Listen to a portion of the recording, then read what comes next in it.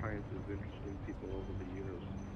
And it was only until about 1989 that I decided to go public myself.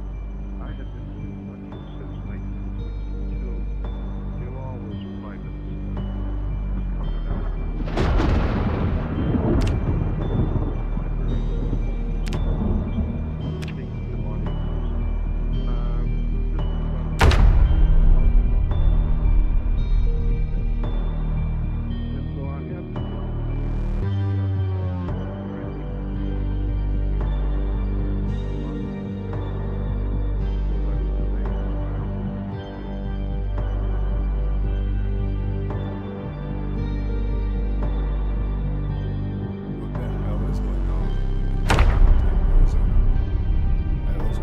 Coming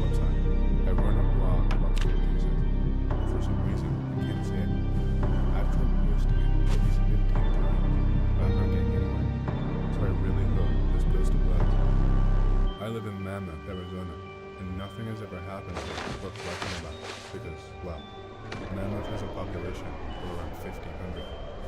11 days ago, on the third, an older woman who runs a home daycare in my town was found dead in her bathroom by a parent who was picking up his daughter. The kids were all really agitated and told the police that Mrs. Booker, the deceased, had been yelling at them and bleeding from her eye before she went into the bathroom and collapsed in her bathtub. Sad and unpleasant, but not really news. But a day later, one of the daycare babies developed a rash and started bleeding from her ear. She died 12 hours later, and so did 8 of her kids from that daycare, all with similar symptoms. This started a shitstorm in my town. The town of attempts to keep people in a way and calm were an utter failure. It was on Facebook by the following day.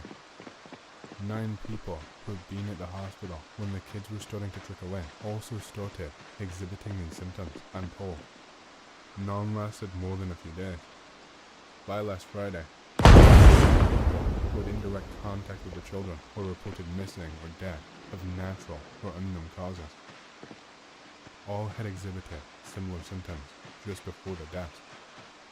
It was at this point that I became directly affected. My sister returned from Oro Valley, the closest hospital, a complete wreck. She had gone to visit her friend's new baby, and upon arriving, had been informed that both her friend and her baby had died. Everything I just told you was told to her by a frightened nurse. I fact-checked what I could. My sister was literally hysterical. She was speaking a full octave higher than usual, and at twice the speed.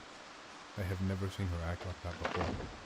Her shoulders and arms had bruises so big, I thought that maybe she'd been in a car accident on the way home.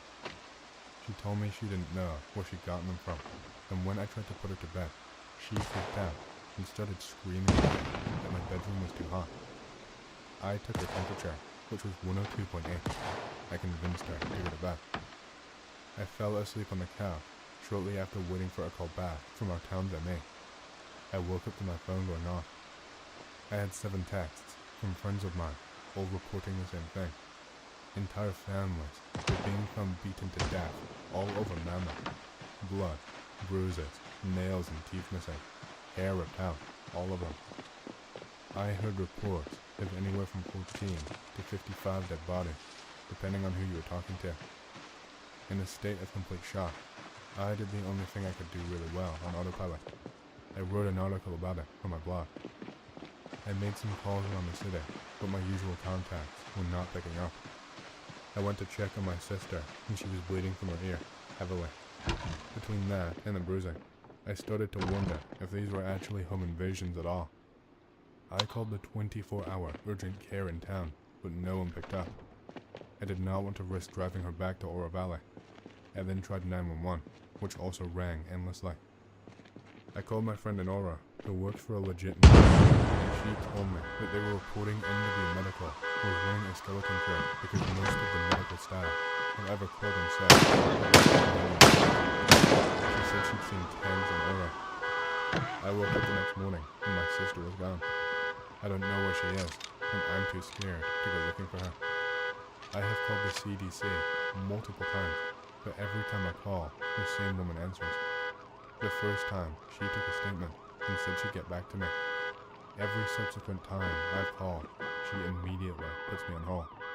She never ever comes back to the line. This morning, my contact at the police department finally called me back. He told me the death toll is incalculable at this point, and that they are being iced out by both the state and federal governments at this point, with one exception. 2 people from the CDC showed up yesterday. My contact overheard them talking about Mrs. Booker's cancer treatments as if they were relevant. He doesn't know if it is, but he hopes I can make something out of it. I can't. I don't know about Aura, but my estimation from Mammoth itself is around 40 dead after showing the same symptoms. I haven't seen any of this in the news, which I've been watching religiously. Why not? We have been told the safest place for us right now is inside our homes. I haven't seen a car pass down my street in 2 days. I'm scared. My sister is still missing, but I'm too afraid to look for her or go into the room she was sleeping in. My hair is falling out from stress. I've been smoking like crazy. This morning, I noticed a bruise on my arm. I know my immune system is compromised, and I'm too afraid to leave my house. I called my parents in Tucson and left a message, but they have not called back. The last I heard from my friend in Aura was Saturday morning. She texted me to tell me they had started to find bodies lying in the street. No one is bothering to collect them anymore. I responded, but she never texted back. I'll update more as soon as I can. Anyone in Aura or Mammoth, please contact me. I haven't seen another human in over 2 days, and I feel like the last person on Earth. Totally. While some of these may not be necessarily paranormal in nature, they definitely have some strange implications. Oak Ridge, Tennessee, aka the Hidden City, was the site in which the first atomic bombs were constructed during World War II. During the project, the entire town was essentially converted into a military checkpoint. No one was allowed in or out without multiple official clearances, and all communications to the outside world was cut off. Special telephone lines and radio broadcasts were constructed within the city limits to ensure a closed-off system. People's homes were forcibly bought up by the government, and their families were relocated to pseudo-trailer park-esque communities within the town limits. Of course, these losses were compensated to some degree, but the people were not very happy about it, and a new educational curriculum was introduced to the schools. New teachers were shipped in to teach said curriculum, as the town's previous teachers were unequipped to handle the new educational standard, including advanced mathematics and new, cutting-edge scientific advancement of the time. Restrictions loosened drastically after the war ended, but many of the facilities were still used by the government up until recently, the most notable being an experiment in the merits of nuclear power, which was eventually abandoned due to public concern over safety. I have several family members who lived and worked in the city at the time. My great-grandfather was head of security at one of the facilities. He was not told the purpose behind any of what went on, but was required on several occasions to apprehend trespassers.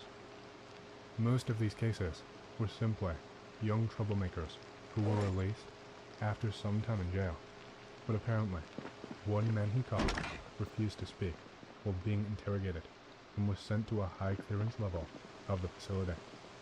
He never found out what happened to the guy. Additionally, anyone who attempted to leave the town without the proper permissions were often jailed indefinitely. Not necessarily paranormal, but what is especially interesting is their handling of the radioactive waste produced from the experimentation. A lot of it was dumped into the surrounding river, or buried in unpopulated areas in the surrounding hills and mountains, which led to an unknown number of birth defects, natural anomalies, and bizarre deaths after the fact. There has also been a ton of construction and general defacement of Native American holy sites and burial grounds through the middle Tennessee area around Nashville. In the area I grew up, Brentwood, you would stumble across native burial mounds just walking through the woods. One particularly affluent neighborhood that has recently sprung up in one such area experiences a dramatic number of murders. This could be attributed to both public people freaking out, but the sheer concentration in that particular spot is worth it. Glad you found this stuff interesting. Unfortunately, all of my relatives were involved in no great or not home, but my grandmother's still alive. Formative years were spent during the town's lockdown. I'll give her a call and ask her more about it now.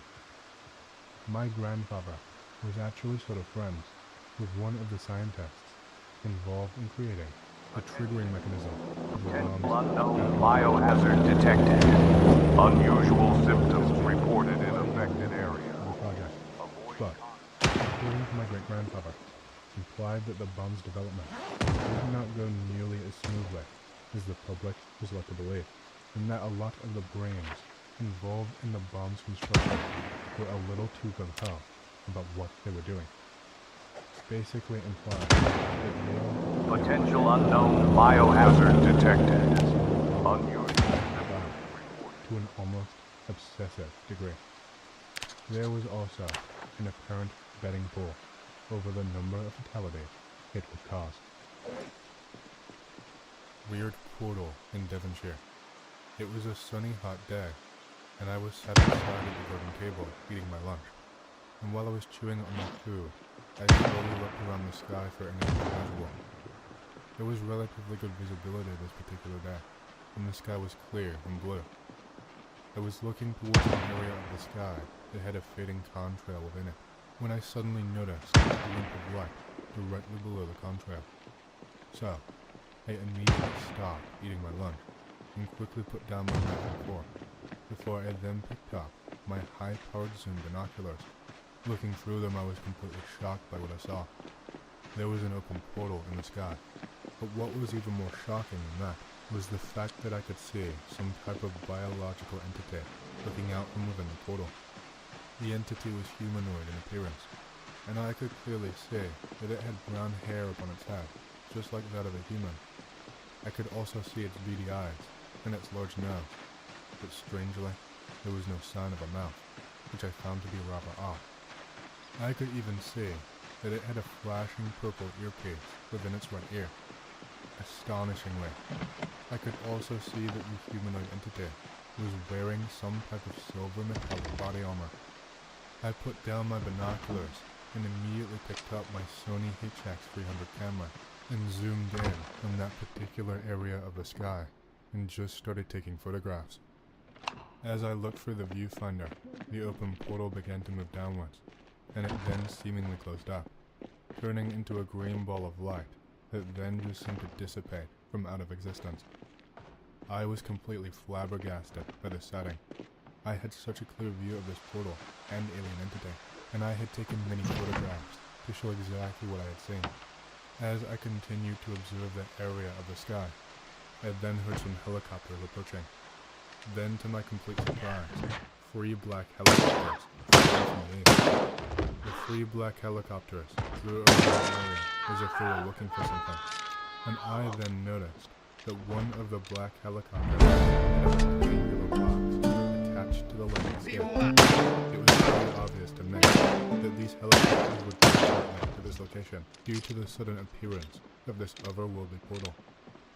The helicopter with a rectangular box on the landing skid hovered there in the exact same spot where the portal had been situated. I was totally flabbergasted by this, and I immediately took photographs of the helicopter. These black unmarked helicopters stayed in the vicinity above the town for quite some time before they finally all flew off, heading back east. I could hardly believe what I had just witnessed going on there, directly above the town center. This incredible incident took place at 11:14 a.m. on the 25th of September, 2014, at Newton Abbot Devon, England. I have one for you. A strange one. A few years back, I went to work at the mines up in northern Quebec. It's harsh work, and you are isolated, but it pays really well, and you get both free rent and food while you're there. So if you can handle it, it's definitely worth it. Still, it gets pretty lonely up there, especially during the holidays. So, it is Christmas Eve, and we have the day off tomorrow. We are partying in the common house, which is kind of a bar and dining room at the same time. We have some music on. People are drinking beer, and people are playing pool, despite the fact that we're missing one of the balls. And of course, someone has to fuck up and go, man, I wish I could be with my wife and kids right now. Killed the party alright. Next thing you know, everyone is just sitting there, silent, wishing they could go back to their family. I'm from Montreal myself, so we're quite a few of the guys. And then, Leo spoke up. I might have a way. We could go to Montreal tonight and be back by sunrise. Of course, most people just call him stupid, but a few of us decided to see where he was going with us, and he told us to follow him to his cabin. In total, there were 8 of us, all from Montreal. He told us to get our coats and meet him by his pickup truck. So, I got my things and met him there. His pickup truck was parked by a huge dead tree. Once he made sure that everyone was there, he told us to shush up and not to say anything, to remain quiet until he told us that everything was clear.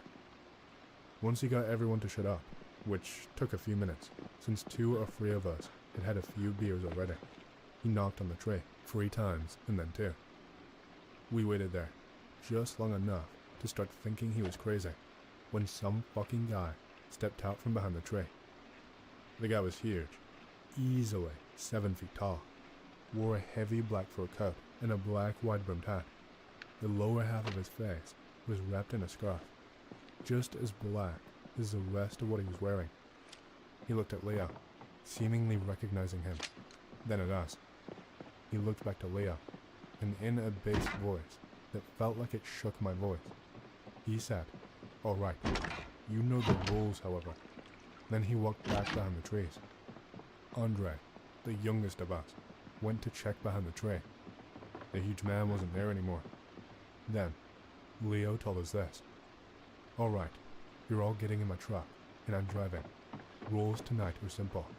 You don't say God or Jesus while in my truck. No one gets in or out until we get to our destination. No one goes to a church or anything that stupid, and we absolutely have to be back by sunrise. Don't worry, I've done this plenty of times before. It's perfectly safe." We started having our doubts at that moment, and in fact, Carl decided he wanted nothing to do with this and left. So there were now only 7 of us. We piled into the truck, and Leo drove off into the night. In a bass voice that felt like it shook my bones. But, sorry, continuing. Anyway, everything seemed normal for the first 2 minutes of the trip. Then Leo turned onto a dirt road. Now, I want you to understand something. Northern Canada is a fucking mess. There is nothing up there. If you get lost, you're pretty much dead. And most dirt roads lead nowhere. They're usually the result of people driving off to go get wasted in the woods, or the lumber industry making its way in the forest. So, you can understand why a few of us got nervous when he decided to follow a dirt road in the middle of the night in winter. Still, he shushed us and reminded us not to say the forbidden words. Then, we saw something. Far, far ahead, there seemed to be a light, like a dancing blue flame, far in the distance. Leo didn't seem to be driving all that fast, yet sometimes the trees around us seemed to zip by at lightning speed, while at other times were slow to a crawl. The dirt road seemed to curve and twist, and, weirdest of all, we kept passing people on the side of the road. In the dead of winter, in the middle of the night, people were just walking on the side of the road, sometimes wearing nothing but rags. Andre said we should stop to help them. Leo called him stupid and told him to sit back down. After about an hour of this, the light disappeared when we arrived at the end of the dirt road, where it connected to another road, going across it. Leo turned right on it, and a few kilometers in front of us, we could see the Jacques Cartier Bridge. We looked behind us. We seemed to be on the highway. So, we got into town. He drove each of us to our places, taking note of where we stayed, so he could pick us back up when it was time to leave, then left on his own. Needless to say, our relatives. Personally, I went to visit my girlfriend. She was kind of freaked out, but really happy to see me anyway. We had a dinner. Nothing fancy though, since we both had already eaten, watched a movie, and had sex. At 4 in the morning, the doorbell rang. Elise was wondering who it was, but I answered right away, and there was Leo. He looked drunk. Really drunk. He fucking stank of it. He told me to get in the truck right now, and that we had no time to lose. I barely took the time to say goodbye to Elise before leaving. I still think it's what would eventually lead to us breaking up. Me showing up out of nowhere, then fucking off without a proper goodbye. So, I got into the truck. 5 of us. He needed to pick up 2 more. Thing is, he decided he didn't feel like it. He wanted to go home. We had no clue what would happen if he didn't pick them up, and it took over half an hour of arguing, and even threatening, to get him to pick them up. By the time we left Montreal, it was 5:15 a.m. We'd be back just in time for the sunrise. So, Leo got on the highway, then drove into a dirt road, seemingly not the same one as the one we had arrived from, but as soon as we were on it, the light reappeared and he followed it. At least for about 20 minutes, and that's when everything went to shit. At some point, we slowed down, though we weren't aware of it at first because of the surreal feeling I had explained earlier. It became clear that it was Leo slowing down though, and eventually he stopped. The people who had been walking alongside the road began approaching the truck. I noticed that they were really fucking pale. He looked at us, then said, "Give me a minute, guys. I need to go take a piss." Then grabbed the door handle. Guy was quick enough to grab him and stop him, however. Somehow, we managed to wrestle him to the back of the truck, and I took the driver's seat, driving, following the light like he had. That's when he started cursing like a fucking sailor, and everyone freaked out, knowing he would eventually say Jesus or God. Suddenly, someone stuffed a sock into his mouth, and 2 of the guys were holding him down. We drove like that, with him freaking out in the back seat, for about half an hour, when something hit me in the back of the head. I didn't realize it then, but the others told me it's Leo who kicked me behind the head. Still, the road was icy and bumpy, so that was more than enough to make me lose control of the truck. The last thing I remember is us crashing into a snowy ditch. I woke up in the common house on a sofa in the morning. The other workers had found us in a snowbank outside, passed out. They were worried we had died of hypothermia or something, but turns out we were alright, just a bit cold and shaken, as if we had just passed out there. I looked around and noticed that Leo was missing. They told us he had gotten up this morning and left to go work in another work camp. He had left in his truck, driving north. We would call the one work camp further north, later on, to go check on him. They say he never came in. Never heard of him again. I'm still not quite sure of what happened that night. Maybe we all imagined it. Maybe we were drunk. Maybe it was a prank. Still, to this day, I freak out a little when a large man walks up from behind me, and I still have dreams of the lights in the distance, dancing and taunting us as I seek the road back to my home. Be me, age 7. Mom left dad for an aging bassist in a shit-tier hairband. She ends up ODing on heroin a few years later. Whatever, fuck her. Only child. Dad raises me the best he can. Have no other family, except an uncle that my dad refuses to talk to, and one grandpa in a nursing home. Be 14. Grandpa dies. Dad and uncle both inherit about $2 million each. Grandpa had a textile company, he sold, if you're wondering how he got rich. Saw Uncle around that time, because him and Dad had to get all the shit in order with the grandpa situation. He's glad to see me. We talk and catch up a bit. Dad still hates his guts, but he never says why. He just mumbles under his breath as he changes the subject or pretends he needs to go do something around the house. I don't really ask about it anymore, but I did hear that my uncle did good with his money and started buying up land. Fast forward to high school, we find out Dad has cancer in his throat. Try to be an optimist, but it does not look good. Use up a lot of money on treatment. I postpone going to college to stay with him so he isn't alone. Ends up dying when I'm 21. I have a little under 10 grand and the house after all is said and done. Work shitty jobs here and there. Get girlfriend. She cheats on me after 2 years. She lives with me, so I can't kick her out right away. Say fuck it. Take an extended amount of time off from my job and drive off to get away from the situation.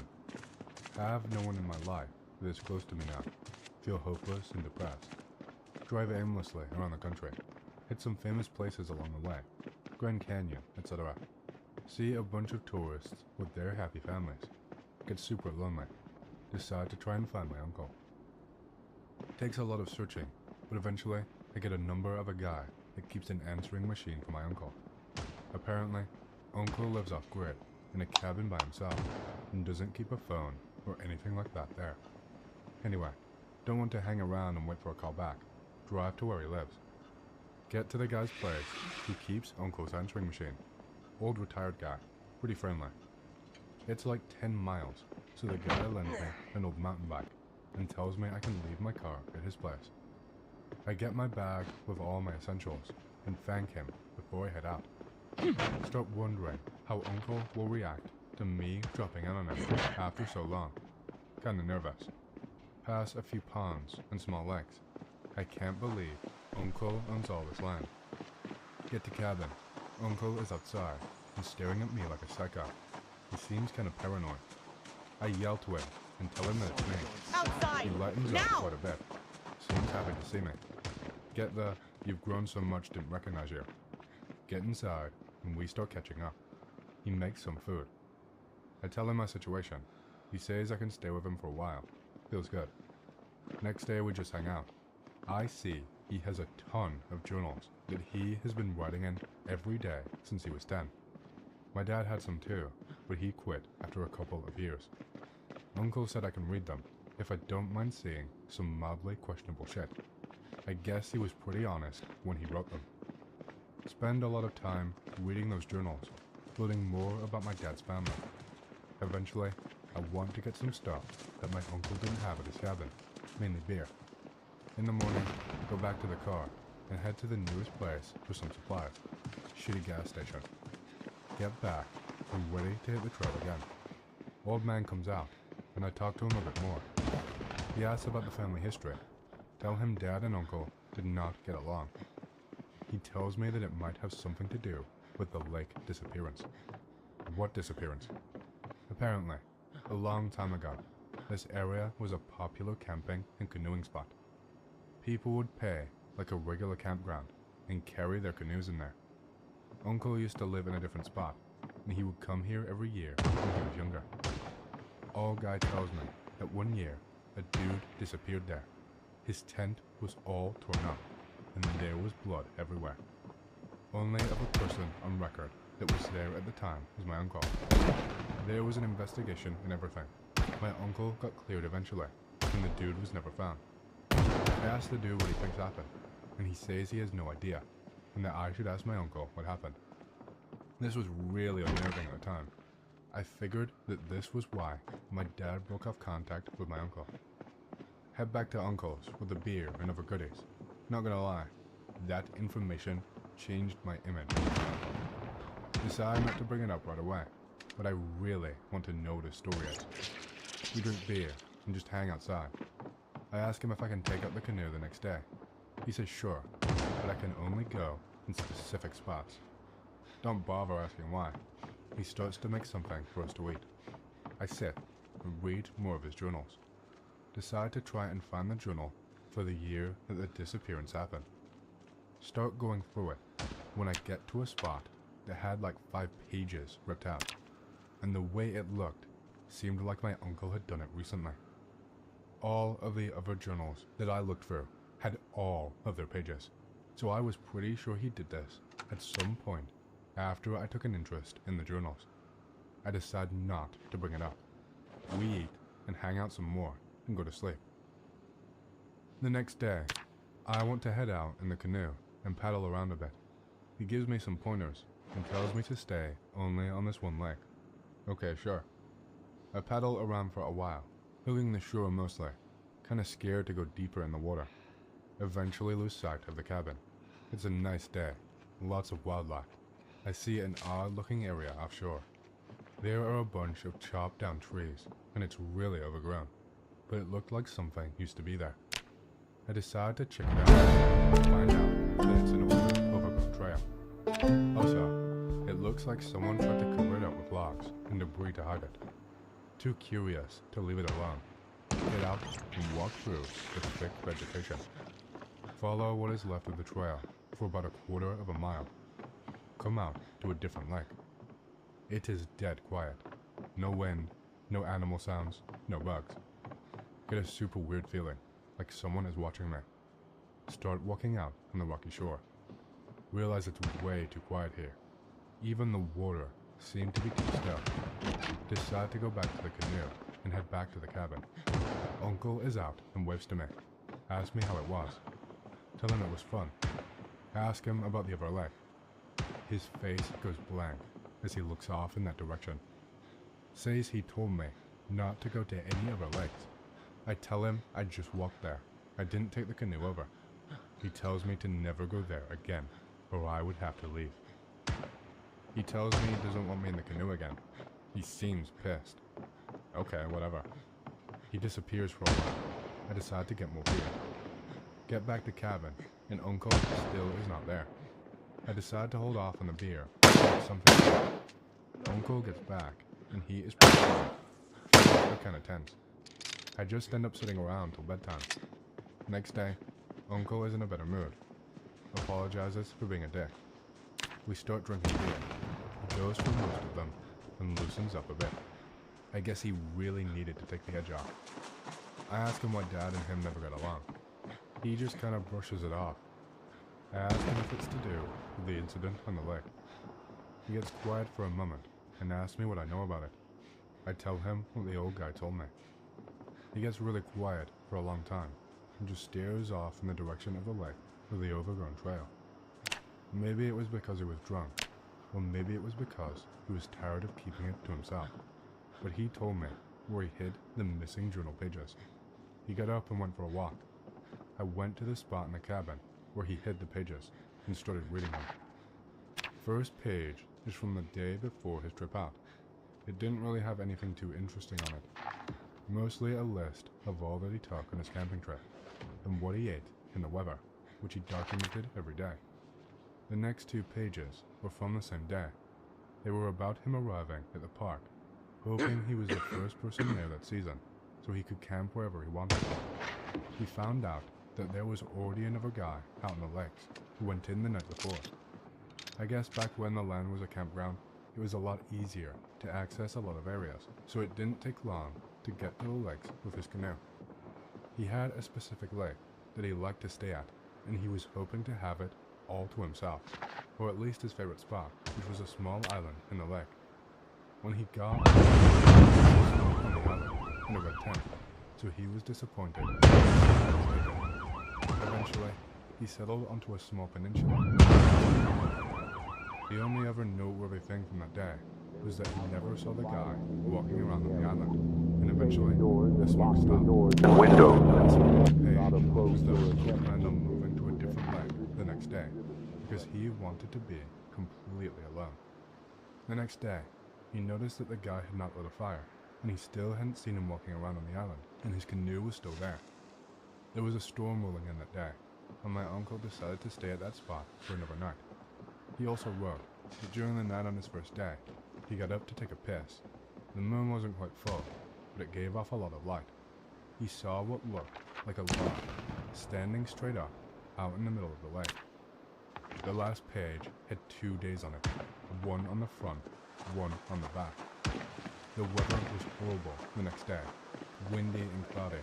He decided to try and head out anyway. He ended up flipping his canoe and had to get back to the shore. He made a fire and dried out all his gear and clothes the best that he could. He set up his tent again and was in for another night. He also wrote that he still had not seen any movement or a fire on the island, and that the night before he saw once again the open but this time it had been closer, about half of the way from the first place he saw it in his campsite. He also noted that it was not visible during the day. From what I had read up to that point, I didn't understand what was so bad about this, that he would try and hide it from me. That all changed when I read the last entry. The last night, there was moonlight that woke him up. He also had to take a piss. He got out of the tent in the cool night air to complete silence. The only sound was the faintest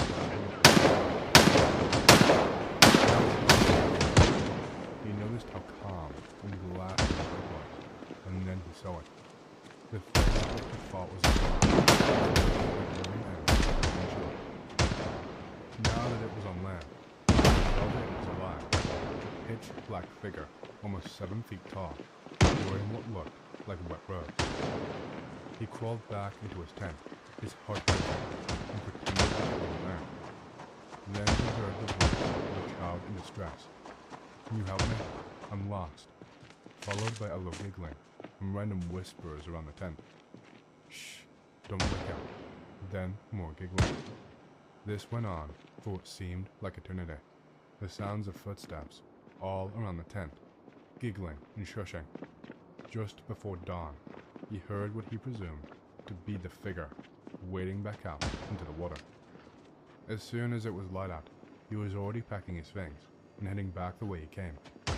First, he paddled up to the island to see if anyone was there. All he saw were the remains of the first fire, the tent torn apart from one side, blood everywhere, and strange symbols drawn on a big boulder. He reported the missing man, but he never told anyone about what he saw that night. After I was done reading, I just sat there until my uncle got back from his walk. "He's still out there," he said, as he looked towards the lake. He said that he bought the water over the years and tries his best to get people off of that lake. He says it's cursed. That didn't stop me from going back once more to see it, but that is a story for a different time.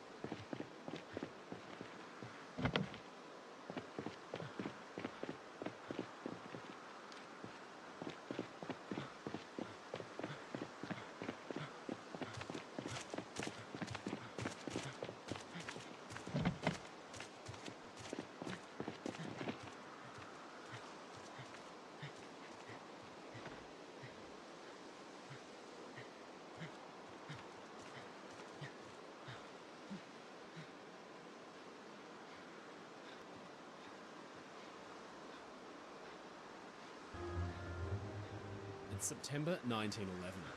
The Royal Navy cruiser HMS Hawke is steaming in the Solent, a narrow channel between the Isle of Wight and the English coast.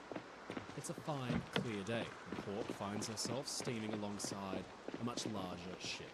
RMS Olympic the monstrous new luxury liner of the White Star Line has just executed a turn to the east, and now the two ships are on a parallel course as Olympic heads outbound.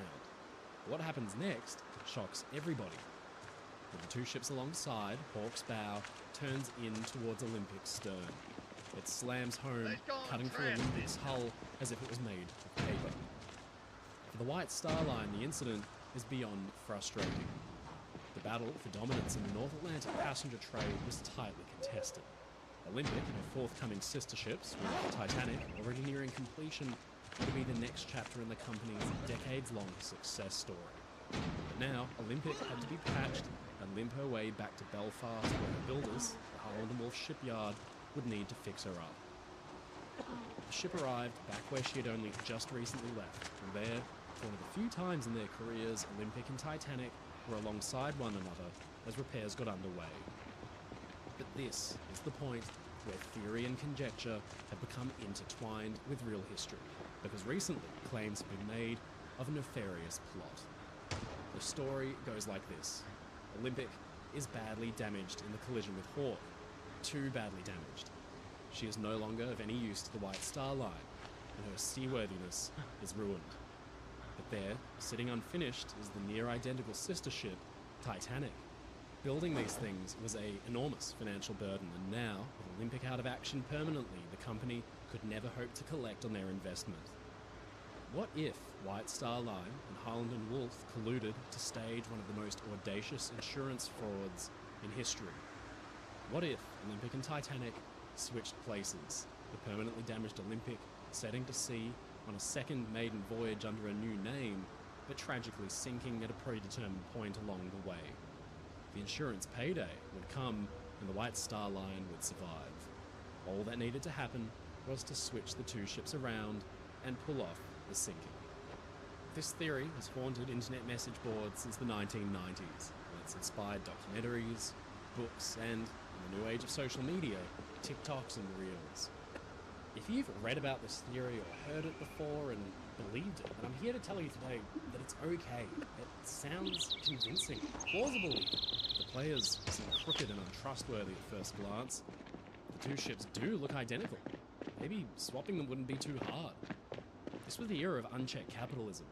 Monopolies, big banks, heavy industry, titans with names like Rothschild, Morgan, Carnegie, Rockefeller.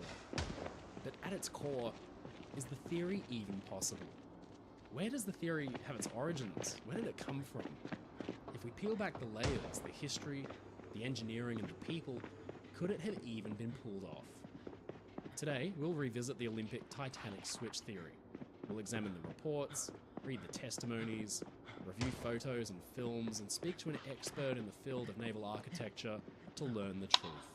Ladies and gentlemen, I'm your friend Mike Grady from Ocean Liner Designs. In this two-part series, we'll examine the truth behind the Olympic Titanic switch theory, the greatest fraud in modern historiography.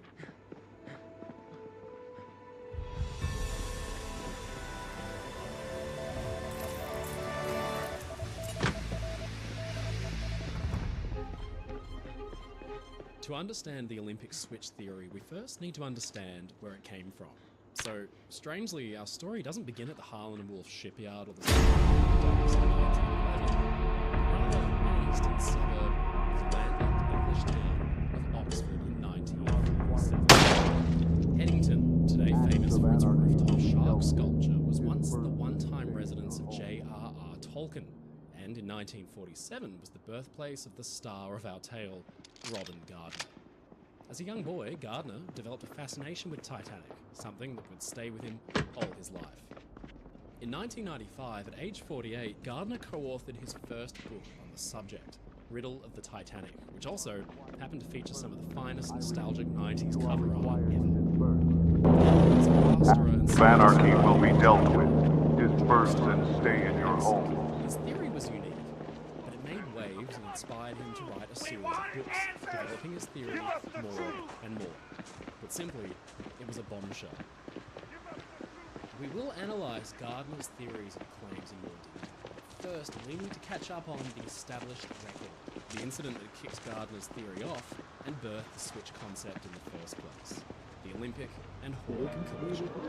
We need to wind the clock way back, away from Headington and its roof shaft, all the way back to 1980. By September that year, the White Star Line was enjoying success with their brand new liner, the RMS Olympic, which had just set sail on her maiden voyage in June. Olympic on launch was the largest and most luxurious British ship yet built, and this put White Star in an enviable position on the transatlantic passenger trade. You see, these ships weren't just large and beautiful for no reason. The White Star and rival shipping company Cunard Line were in fierce competition to design and build the greatest you are ships required ever put to sea, constantly outclassing one another, with ships more extravagant than the last. These wonder ships would steam back and forth from Southampton to New York, stopping usually at Cherbourg and Queenstown to pick up European and Irish migrants. In September of 1911, just 3 months after her maiden voyage, Olympic had just set off on her 5th journey of this kind from Southampton to New York, carrying 1,271 passengers and 885 crew. Operating under the command of long-time White Star Line master, Captain E.J. Smith, this voyage was to be a routine one. But routine or not, the ship still required careful handling, so a pilot was also temporarily brought on board to direct the ship through the narrow channel of the Solent to the open sea. Now, this channel was a tricky one to travel through, as the water was shallow, making it very easy to run aground and the turns were tight. And those were not the only concerns. It was also important to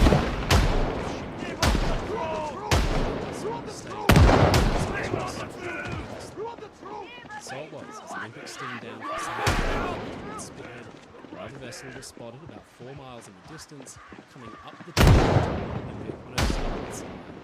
The Royal Navy cruiser HMS Hawke, commanded by Captain Hawke, making a solid power trials. The vessels now able to navigate both the sharp and one another and proceed through the speed. As the ships began to maneuver around one another, some began to go terribly. Olympic continued to steam ahead at some 14 knots, with the Hawke behind, making just about 15, threatening to overtake the liner. Then Olympic pulled far ahead. Bowyer and Smith, on Olympic's bridge, both noticed that Hawke's bow, now falling behind, suddenly swung towards Olympic's side. At first they believed that Hawke was making an attempt to cross over Olympic's wake as she passed, but it quickly became clear that the cruiser was far too close. A comparatively small warship was being sucked in towards the liner, apparently by the size of her powerful propellers. Bowyer remarked to Smith, "If she's going to strike us, sir, let me know in time so that I can put the helm hard over to port." Smith, watching on from his liner's bridge wing cab, simply replied, "Yes, sir, she's going to strike us in the stern." The two ships collided, with Hawke driving her cement-reinforced bow directly into Olympic's hull about 8 feet deep, crushing the shell plating, damaging the starboard propeller shaft, and smashing the cruiser's bow. After just 3 months at sea, the Olympic class had its first taste of real misfortune. Olympic was down by the stern, with 2 compartments flooded, but she managed to limp back to Southampton. Now, it was clear, even from above the waterline, that the ship had sustained major damage. But it wouldn't be fully evident just how extensive the damage was until the ship was able to be dry docked and examined more closely. Once at Harland and Wolff in Belfast, Olympic was berthed next to her sister Titanic, which was still undergoing construction at the time and would not make her maiden voyage for several more months. The managers of the shipyard began diverting workers from Titanic's construction to Olympic's repairs in order to speed up the process. The White Star Line could scarcely afford to be without their superliner for long. Each day going by was proving more costly, between Olympic's absence on the transatlantic run and delays on Titanic's completion. The repairs themselves carried a hefty price tag, putting further strain on the company financially.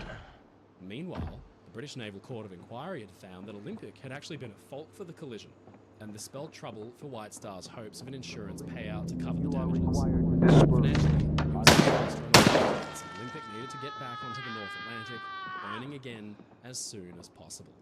So here is where Gardner's theory takes up the story. Today it's known as the Olympic or Titanic switch theory. Now on the surface, proponents of the theory state that Olympic was in a frightful state of disrepair after the collision with Hawke, and would have been useless to the White Star Line. But the damage was fatal for the ship, and its seaworthiness had been badly compromised. Titanic, on the other hand, was a fresh, new ship, headed quickly toward completion at the time. In simple terms, the theory goes the White Star Line cooked up a quick insurance scam to benefit financially from actually sinking one of their own ships. Since Olympic and Titanic were superficially nearly identical, it was supposedly easy to make the damaged Olympic Contamination look like procedure Titanic. scheduled. Remain calm. Follow all official instructions. I repeat, remain calm and follow all official instructions. Attention. Imminent Switch that had contamination. just occurred. And just like that, the shipping company's woes would be washed away, essentially disposed of in the icy waters of the North Atlantic. At face value, the theory is easy to believe, especially when it's scaled in details. When placed side by side, it can be difficult to tell Titanic and Olympic apart. Back in the 1990s, Gardner's book made waves among the Titanic historical community and mainstream media alike. The story was captivating and sordid. Throughout the book, Gardner points to first-hand accounts, photographic evidence, and statements from White Star officials to support his theory. To begin with, Gardner's switch theory centers around the idea that Olympic's collision with Hawk resulted in damage far worse than what was officially reported. In fact, for the company to even consider the need for an insurance scam in the first place, Olympic would need to either be A, made completely useless by the damage, or B, made not financially viable, that is to say it would be far cheaper to collect an insurance payout from a fraud than to actually repair her by some considerable margin. So first, we need to determine just actually how badly damaged was Olympic from the collision. Gardner said, however, there is some reason to doubt the accuracy of the published assessments of damage sustained by Olympic in the Hawk incident. It now appears that following the collision, hull plating required replacement over more than a third of the vessel's overall length. Gardner states that plating required replacement for at least a third of Olympic's length, which, given Olympic's overall length at around 883 feet or 269 meters, this would mean that the damage caused by Hawk required the replacement of around 294 feet or 89 meters of shell plating. Now, this is a far cry from the 38 feet as reported by the inspectors of the ship. Currently, there are no reports, testimonies or photographs showing damage to this degree immediately after the collision. In 1997, Harlan and Wolff themselves actually offered plans of the ship showing the specific areas of plating that needed to be replaced. While there were some areas along the hull near the bow that required repair, none of this damage was thanks to Hawk. It was more likely caused by general wear and tear, specifically straight gears. The simple truth is that HMS Hawk's bow was shaped and reinforced as a ram, like a giant kind of chisel. The impact of the collision was forced at the point of the ram, and since Hawk's own beam, or maximum width, was just about 18 meters or 59 feet, it makes one wonder how, or why, 90 meters or 294 feet of plating would need replacement. If the White Star Line and Harlan and Wolff were trying to cover up an impending fraud, then they did a very poor job of it, because they even hired the yard's photographer, William Welsh, to snap these incredibly detailed pictures, not just of the damaged ship in the dry dock, but of the steel samples actually taken from the impact site. To the shipbuilders, it provided valuable knowledge on the properties of steel in collisions at sea. Documenting it in exquisite detail was a huge benefit to the shipyard, but it would be a fatal and ridiculous mistake for any keen fraudster. The images are, as far as the shell plating goes, pretty conclusive as to the nature of the damage. The ram bow of Hawk sliced straight through the plating, but the seams forward of the torn and jagged sections are clearly still held together with their rivets intact. The damage here couldn't possibly extend beyond 38 feet or 12 meters. But the hull plating was quite thin. For ships like Olympic and Titanic, the shell, or outer skin, was only about an inch thick amidships or 25 millimeters. In the photos of Olympic's damage, you can see just how thin it really is, twisted and bent like card. So obviously, Hawk's bow plunged quite deeply into Olympic's hull, and it wasn't just the shell plating that would be damaged. Gardner goes on. Hawk's ram had done more than merely punch a hole in the outer plating of Olympic. The liner's starboard main propeller was damaged, 18 feet of the outer steel propeller shaft covering the bossing was crushed and torn, the starboard propeller shaft was bent, and the crankshaft of the starboard engine was badly damaged. Impact must have given the starboard engine quite a jolt, which might well have caused further structural damage that was not apparent on initial inspection. Damage inflicted on on the liner by the Hawk extended Our meats far are deeper so than the fresh, cold they might just that walk meat off the feed shelf. usually accepted. At Zippy Market, we're But we can clearly always tell preparing from for the tomorrow. actual shape of the Whatever holes tomorrow left might behind by bring. Hawk, So the stock cruiser up today can't have gone and much don't more get than caught 8 feet unprepared. deep into the side of a Zippy Olympic Market. at all. The neighborhood Hawk's shop ram jutted that's out from always the here ship's for bow you. somewhat. Thanks for choosing You can us. see that the ship We left hope your two visit is a corresponding scream. holes in the side of Olympic. The upper hole from the very tip of the ship's bow, known as the prow, and the lower hole from the ram itself. If more of the ship's bow had been driven into Olympic, Welcome to Zippy Market, instead of two where smaller convenience holes, meets there would have community. been just one Whether you're larger stocking one. up on the essentials or No, treating yourself to there are something two, special, so we can we've map got everything against you Hawk's need plans and the more. point at which the two From our projecting fresh areas produce of that's the to bow die for, entered. to the snacks that keep you Not going. much more than 8 Zippy feet Market has you behind the covered prow. for every moment. Hawk's bow Oh, can and go don't forget to further check into out our Olympic weekly than specials, this. because great deals aren't just for survivors. Photographic evidence that does exist And from the hey, ship's if you're looking interior for something to really sink your teeth in, agrees with swing White's by scientific our findings. deli. The propeller shaft and bossing is damaged, but there's no clear hole reaching deep into the ship up to the keel. To put it simply, the official inquiry came to the following conclusion regarding Olympic's damage. Two major watertight compartments were flooded, the hull plating was gashed from the orlop deck to E-deck, and the starboard propeller shafting was damaged. It was as simple as that, and the photographic record agrees.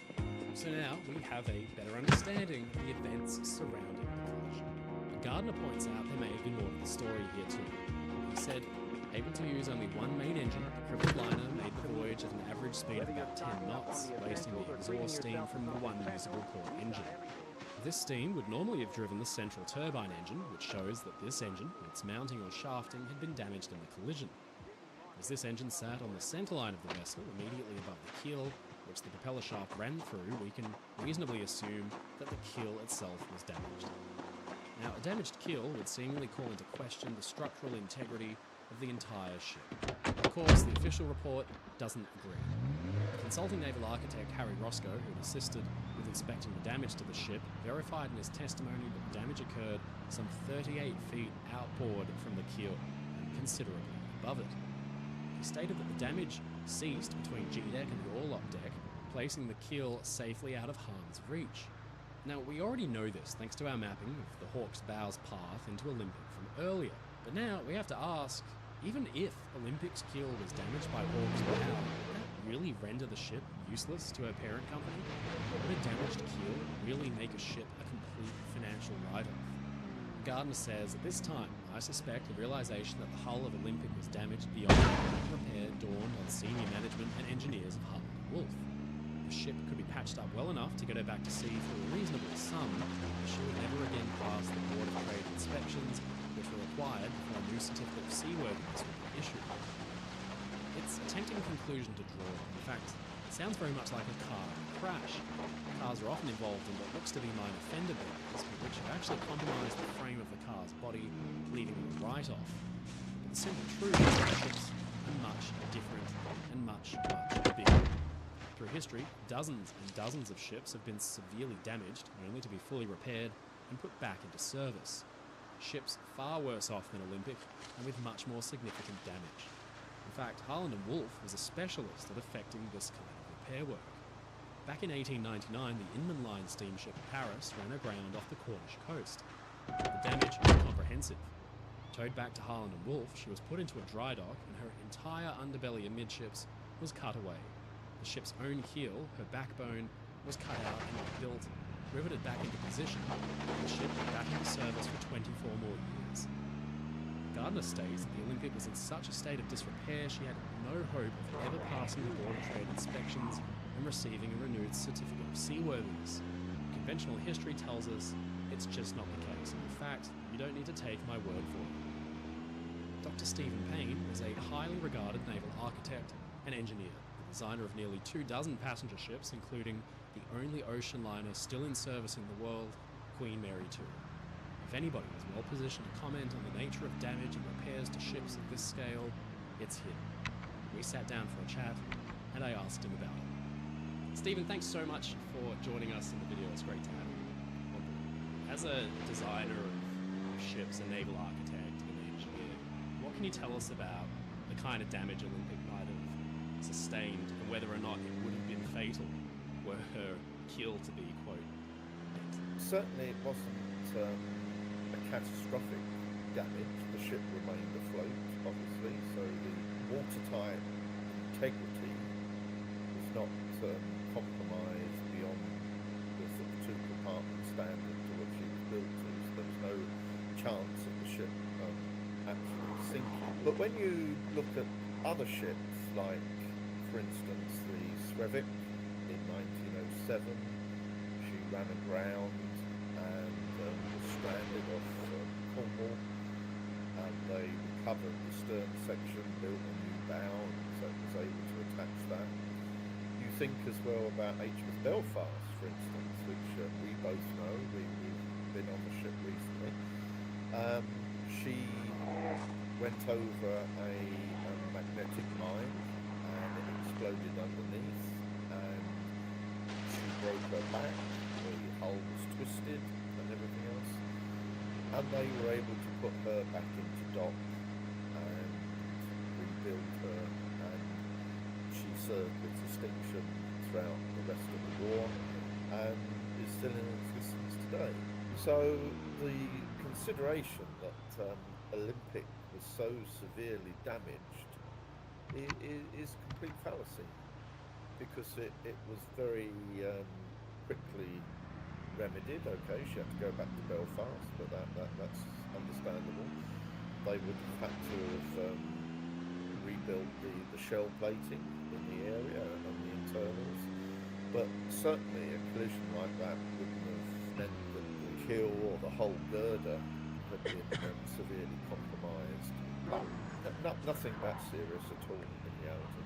Even were the collision to be that serious, you spoke about the Slavik there, Belfast, and there's so many come to mind. I mean, I'm reminded of there was a cruise ship, I think, that was lengthened by a significant amount, which was effectively cut in half. There have been many. The original Royal Viking line ships, all three of them were cut in half and a new section put in the middle. One of the Fred Olsen ships, I think it's the Balmoral, she was stretched. So it's quite amazing what you can do if you've got a dock big enough to accommodate the ship, and you're able to manoeuvre the ship around inside that dock.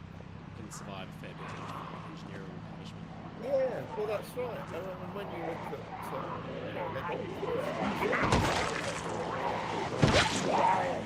okay, they were able to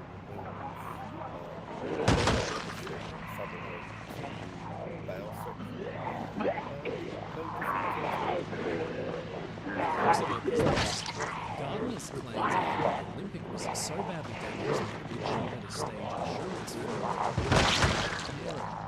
Examples from history tell us the ships are capable of withstanding a huge amount of punishment and damage, even if a ship's keel can be repaired and go on to serve for decades. Whether or not Olympic's keel was damaged, the audience would tell us that it certainly wasn't. It's almost beyond the point, because even if it was, White Star Line and Holland and Wolff were both easily positioned to take on that kind of repair work. But for the insurance payout to work at all, there needed to be a huge financial benefit to the company. So now we need to talk about the proposed crime at the centre of all of it, the insurance scam. Gardner's theory suggests that with one of their main sources of income out of commission, and the other one very much still under construction, questions arose amidst White Star Line's management as to how they could recoup the losses from Olympic's repairs and time spent out of service.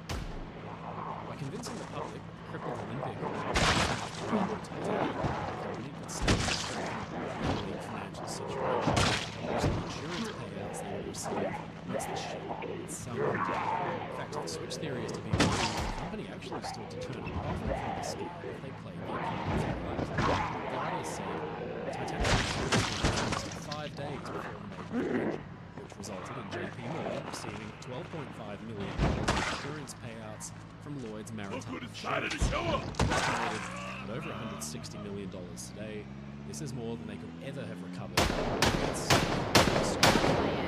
JP Morgan, controversial American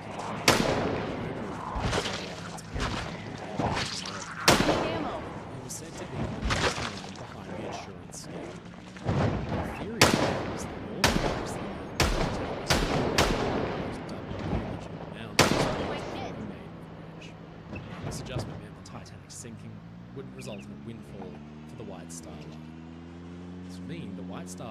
IMM's plan to defraud their insurance company would have gone off without a hitch. They successfully rid themselves of the damaged Olympic, but her replacement was now fully financed and inside.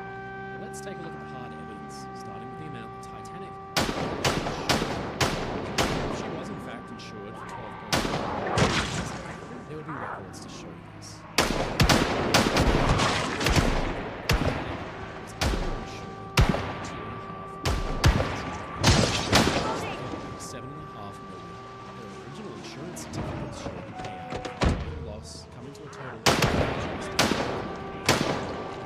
Substantiated by testimonies from Philip Franklin, the IMM in America. And the remainder of the risk was carried by White Star. Typical of White Star ships in the rules. There's one which stated, "Commanders are reminded that steamers are to a great extent uninsured, that not only their livelihood, as well as the company's, depends upon immunity from accident. No precaution which ensures safe navigation is to be considered excessive." Beyond this, a letter issued to all White Star Line captains upon appointment to their respective vessel actually advises caution when navigating their vessel due to a potential, quote, pecuniary loss that would accrue, the company being their own insurers. Titanic's own insurers, Lloyd's Maritime Insurers, also verified the ship's insured value. On Lloyd's website, official documents and historic information are freely available, proving that the insurance was paid out in the amount agreed upon between White Star and the insurers. The company states that different underwriters took portions of the risk ranging from £200 to £75,000, and by the 11th of January, the slip was complete. The Olympic and the Titanic were fully insured for £1 million each. And this would have been just shy of $5 million in 1912. As we can see, there's no evidence pointing to White Star or the IMM profiting massively from Titanic's loss. This doesn't mean that the company was staring down the barrel of bankruptcy though either. Historian Mark Chirnside points out that not even Olympic's repairs would have set the company back enough for them to break a sweat. He said, in fact, White Star's profit and loss account as of December 31st, 1911 was a surplus of £1,200,756, even higher than IMM's. With this in mind, the entire premise that the switch theory hinges on begins to look a bit flimsy. Olympics repairs were clearly not the financial burden that Gardner claims they were, nor were the insurance payouts after Titanic's sinking profitable. But let's suppose the insurance money was cleverly swept under the rug, with the financial reports having been doctored from the inside by White Star and externally in Lloyd's and other agencies. Then came the job of actually staging an event that would destroy, which was in and of itself no easy task. Olympic and Titanic would need to be swapped in a convenient, convincing manner. But the facts tell us that this would have been far more difficult than Gardner's books let on. Next time on Fraud and Titanic Conspiracy, we'll take a closer look at the huge workload actually involved in swapping the two ships. We'll examine the photo record and rare film to determine once and for all which ship is which. We'll decipher the evidence and combine our knowledge of the damage done to Olympia to the evidence present at the bottom of the ocean to determine once and for all if the Olympic and Titanic switch theory was ever possible.